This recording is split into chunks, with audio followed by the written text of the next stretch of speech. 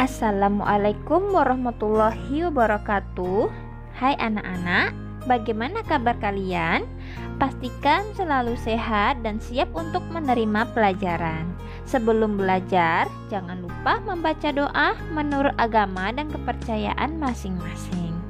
Baik, sebelum kita simak videonya, jangan lupa subscribe dan like agar video ini terus berkembang dan memberikan informasi yang bermanfaat. Baik anak-anak, kita akan melanjutkan kembali pembahasan kita mengenai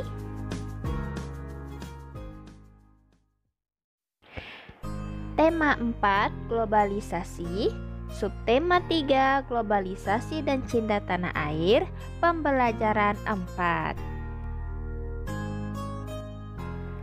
Era globalisasi membuat banyak sekali produk asing yang beredar di Indonesia.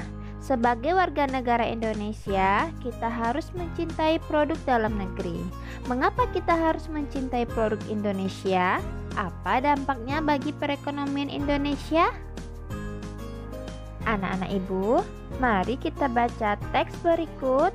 Aku cinta produksi Indonesia. Ibu tidak akan bacakan semua teksnya dan ibu hanya membacakan bagian yang penting saja.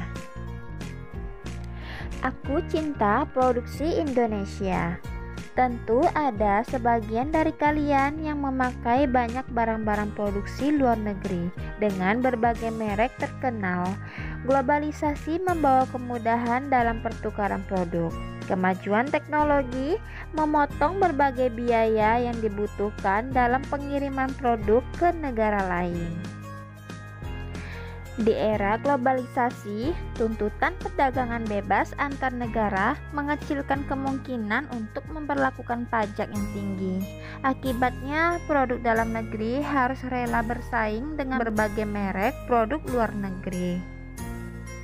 Sudah sepatutnya kita menghargai kreativitas saudara sendiri, sehingga ketika suatu hari kamu berbelanja di toko sepatu dan dihadapkan pada pilihan sepatu buatan Indonesia atau sepatu buatan Amerika, mana yang akan kamu beli? Hanya anak Indonesia yang cinta produksi Indonesia yang akan memilih sepatu produksi dalam negeri. Berdasarkan teks yang sudah ibu bacakan tadi, coba anak-anak ibu identifikasi kosakata non baku dan ubahlah menjadi kosakata baku. Kosakata non baku yang pertama yaitu banyak loh. Nah, diganti menjadi banyak. Kosakata baku yang kedua yaitu segelintir. Maka seharusnya menjadi sedikit. Kosakata non baku yang ketiga adalah pengrajin, maka seharusnya diganti menjadi perajin. Sekarang, anak-anak ibu, identifikasi kalimat tidak efektif pada paragraf yang sudah ibu bacakan tadi, ubahlah ke dalam kalimat efektif. Silahkan isi pada tabel berikut ini. Nah, anak-anak, kira-kira begini ya jawabannya. Kalimat tidak efektif yang pertama adalah tentu ada sebagian dari kalian yang memakai banyak barang-barang produksi luar negeri dengan berbagai merek terkenal. Nah, seharusnya diganti menjadi kalimat efektifnya yaitu tentu ada sebagian dari kalian yang memakai banyak barang produksi luar negeri dengan berbagai merek terkenal. Jadi kalimatnya itu dipersingkat ya anak-anak. Kalimat tidak efektif yang kedua adalah banyak loh baju-baju, sepatu-sepatu atau tas-tas produksi dalam negeri yang kualitasnya sama, bahkan lebih baik dari barang jenis produksi luar negeri. Seharusnya kalimatnya itu seperti ini. Banyak baju, sepatu, atau tas produksi dalam negeri yang kualitasnya sama, bahkan lebih baik dari produksi luar negeri. Yang membedakannya adalah pada kalimat tidak efektifnya kita sudah menggunakan kata banyak. Seharusnya pada kata baju-baju, sepatu-sepatu itu tidak usah diulang gitu. Cukup sekali saja kita tuliskan atau kita ucapkan. Jadi banyak baju, sepatu atau tas. Banyak itu sudah mewakili kalau sepatu, tas dan yang lainnya itu sudah banyak gitu, sudah menentukan barang itu nyatanya banyak gitu. Oke, kalimat tidak efektif yang nomor 3 adalah kemajuan teknologi memotong berbagai biaya yang dibutuhkan dalam pengiriman produk ke negara lain. Itu kalimat efektifnya seharusnya begini. Kemajuan teknologi memotong biaya pengiriman produk ke negara lain. Nah, kata berbagainya kita hilangkan. Kenapa? Karena di sini kita sudah membicarakan kata yang menyatakan hal banyak gitu. Jadi tidak usah dituliskan berbagai lagi. Seperti itu ya anak-anak. Nah, sekarang kamu diminta untuk menuliskan kembali isi teks yang tadi telah kita bacakan dengan menggunakan bahasamu sendiri. Menggunakan kata baku dan kalimat yang dibuat harus dengan kalimat efektif ya anak-anak. Nah, kira-kira jawabannya seperti ini. Jika diperhatikan, di antara barang-barang di sekitar kita, tentu ada yang diproduksi dari luar negeri dengan berbagai merek terkenal. Namun, apakah ditemukan produk dalam negeri?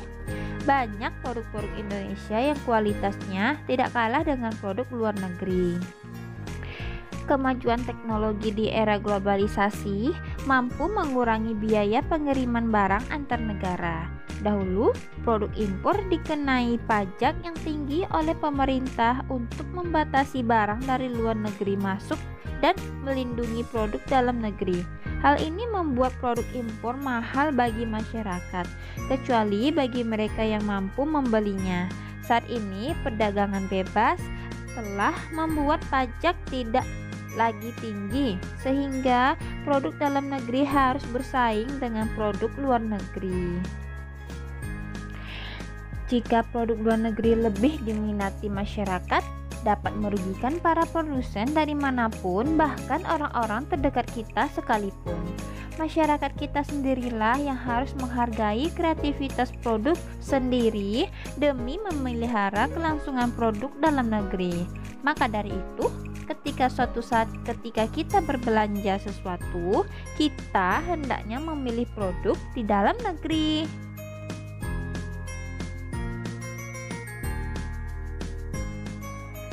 Anak-anak, Ibu mempunyai kunci jawaban untuk latihan pada halaman 121 pada buku siswa, yaitu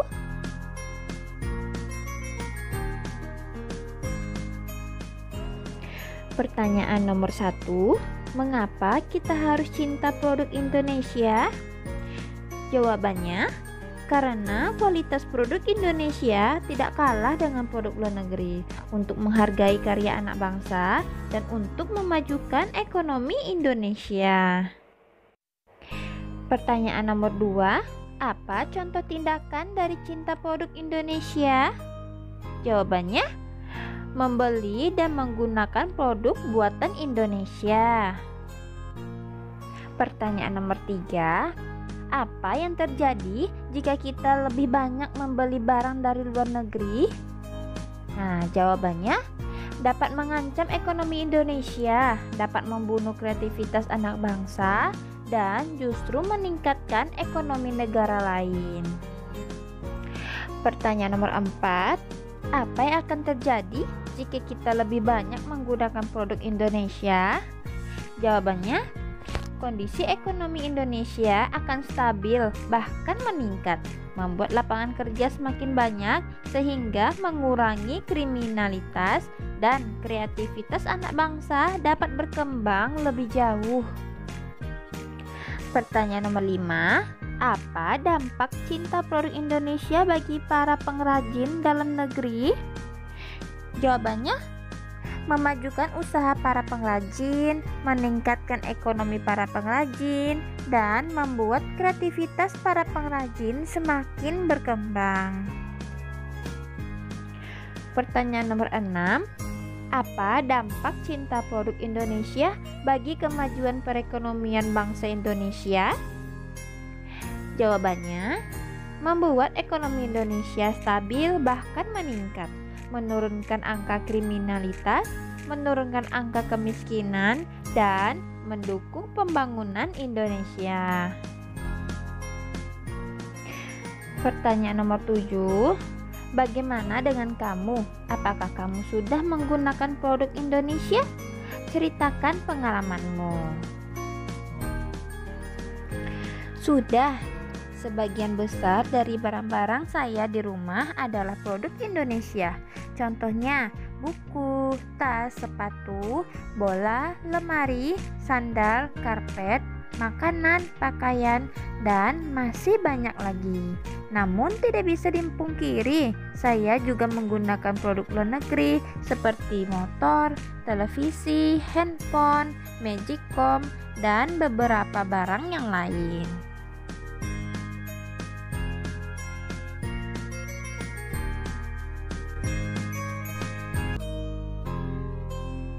Cukup sekian pembelajaran dari Ibu. Mudah-mudahan kalian semua paham. Tunggu video pembelajaran selanjutnya ya. Terima kasih. Wassalamualaikum warahmatullahi wabarakatuh.